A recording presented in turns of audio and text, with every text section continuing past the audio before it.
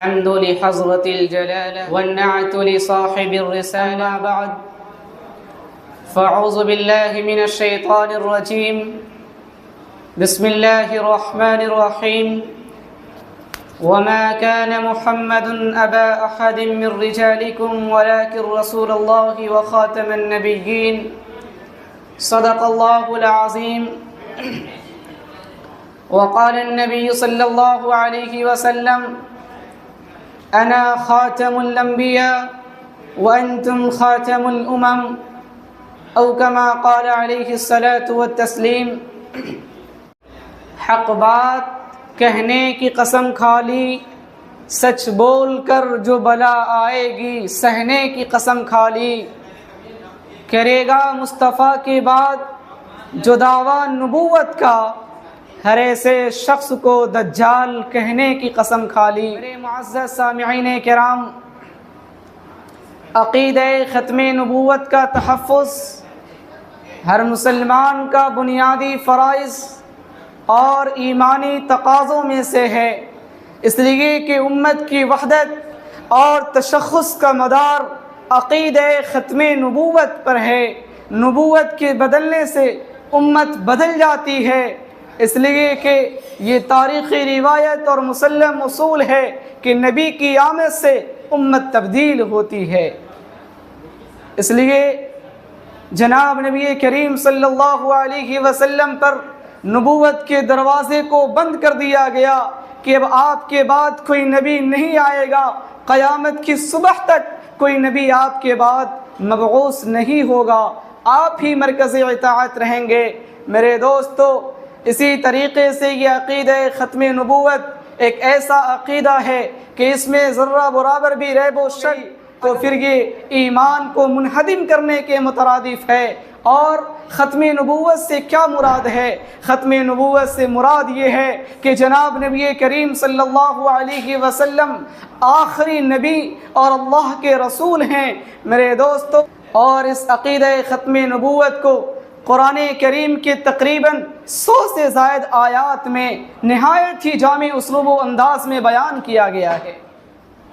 مقدمہ بہاولپور کی تاریخ شاہد ہے کہ ایک مرتبہ حضرت انور شاہ کشمیری علیہ الرحمہ نہایت ہی ضعف و لاغری کے باوجود جمعہ کا دن تھا، آپ مقدمہ بہاولپور تشریف لے گئے. عقیدہ ختم نبوت پہ پروگرام تھا، اس پروگرام کی پرزور وکالت کے لیے حضرت کشمیری علیہ رحمہ نہایت ہی ضعف و لاغری کے باوجود آپ تشریف لے گئے اور آپ نے جا کر کے یہ اعلان فرمایا کہ مجھے شرح صدر ہو چکا ہے کہ اگر اس زمانے میں اگر ہم علماء نے اور ہم عوام نے مل کر کے عقیدہ ختم نبوت کا تحفظ نہیں کیا، گلی میں پھرنے والے کتے سے ہم بدتر ہیں. میرے دوستو، پھر حضرت علامہ دیوبند تشریف لائے اور دیوبند کے اساتذہ، طلبہ اور تمام سامعین سے مخاطب ہو کر کے فرمایا کہ سن لو، اس وقت عقیدہ ختم نبوت کے تحفظ سے گنبد خضرا کے مکی کو جتنی محبت ہوگی اور جتنی خوشی ہوگی، اتنی خوشی کسی اور عمل سے نہیں ہوگی. اور حضرت نے فرمایا، جوش میں آ کر کے حضرت نے فرمایا کہ سن لو، اگر کوئی عقیدہ ختم نبوت کا تحفظ کرتا ہے تو میں جنت کا ضامن بنتا ہوں. میرے دوستو، اسی طریقے سے فتنہ شکیلیت کا جو فتنہ برپا ہوا ہے، خلافت کے سقوط اور اقوام متحدہ کے قیام کے بعد باطل طاقتوں نے مسلمانوں کا عرصہ حیات تنگ کر کے فتن و فساد کے بے شمار محاذ کھولے. چنانچہ باطل طاقتوں نے سادہ دل مسلمانوں کے دلوں میں ایمان کے تئیں، ایمان کے بابت شکوک و تذبذب پیدا کیے اور تقریباً 1 لاکھ سے زائد مسلمانوں کے ایمان پر ڈاکہ ڈالا اور عجیب و غریب حربے استعمال کیے، جن میں پرویز احمد چکڑالوی، سلمان رشدی، تسلیمہ ناسرین اور اسی باطل سلسلے کی ایک ناپاک کڑی شکیل بن حنیف ہے. یہ ملعون اور بددماغ اپنے آپ کو عیسیٰ مسیح اور مہدی ہونے کا دعویٰ کرتا ہے، جو حضرت مہدی کے نام، وطن، نسل، خاندان، شکل و صورت اخلاق و کردار اور باطل سے معرکہ آرائیوں کی دیگر تفصیلات معاجزیات آپ صلی اللہ علیہ وسلم نے حدیث شریف کے اندر بیان فرمایا ہے۔ اور اللہ کے رسول نے فرمایا المہدی من عطرتی، کہ مہدی میرے خاندان سے ہوں گے، وہ ولد من فاطمہ، وہ حضرت فاطمہ کی اولاد سے ہوں گے، سیخرج من صلبہ رجل، وہ حسنی شاخ سے ہوں گے اور وہ عربی ہوں گے۔ لیکن موجودہ اس شکیل بن حنیف جو اپنے آپ کو مہدی ہونے کا دعویٰ کرتا ہے، اس کا ان تینوں نسبتوں سے دور دور تک کوئی واسطہ نہیں ہے، نہیں یہ حسنی شاخ سے ہے۔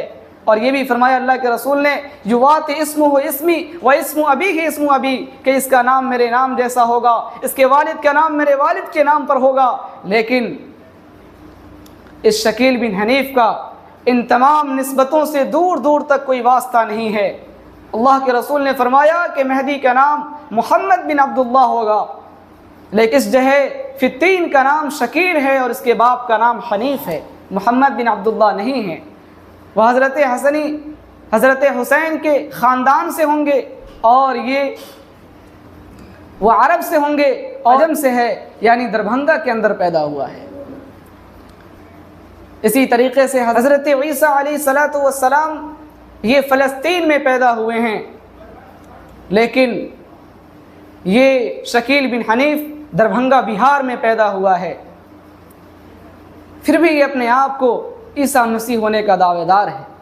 میرے دوستو، ان تمام علامات سے یہ بات واضح ہوتی ہے اور بالکل یہ مسئلہ منقح اور بے غبار ہو جاتا ہے کہ یہ جھوٹا ہے، کاذب ہے، خارج از اسلام ہے۔ میرے دوستو، ختم نبوت کے تحفظ کے لیے حضرت مولانا غلام غوث ہزاروی علیہ رحمہ کا واقعہ بہت ہی مشہور ہے کہ ایک مرتبہ آپ کے گھر پہ آپ کا بیٹا بستر مرگ پہ ہے، بیماری کی وجہ سے تڑپ رہا ہے۔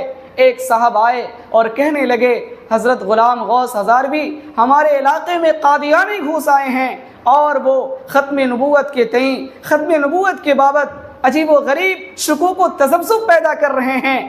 اگر جو ہے ختم نبوت پر شکوک و تذبذب ہو گیا پھر میرا ایمان، ہم سب کا ایمان خطرے میں ہے۔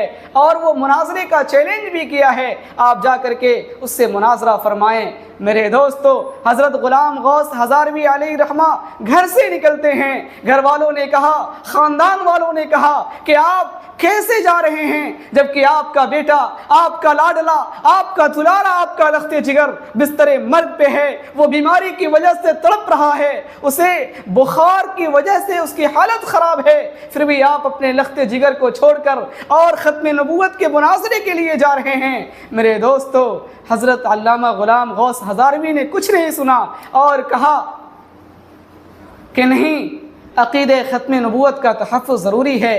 جب یہ بس پہ چڑھنے کے لیے گئے تو کسی مخبر نے آپ کو خبر دیا کہ آپ کا وہ لاڈلا جو بستر پہ تڑپ رہا تھا اور بخار کی وجہ سے اس کی حالت خراب تھی، اب جو ہے وہ وفات کر چکا ہے، اپنے خالق حقیقی سے جا ملا ہے۔ میرے دوستو، میں وہ جواب سنانا چاہتا ہوں جو غلام غوث ہزاروی علیہ رحمہ نے سنایا تھا۔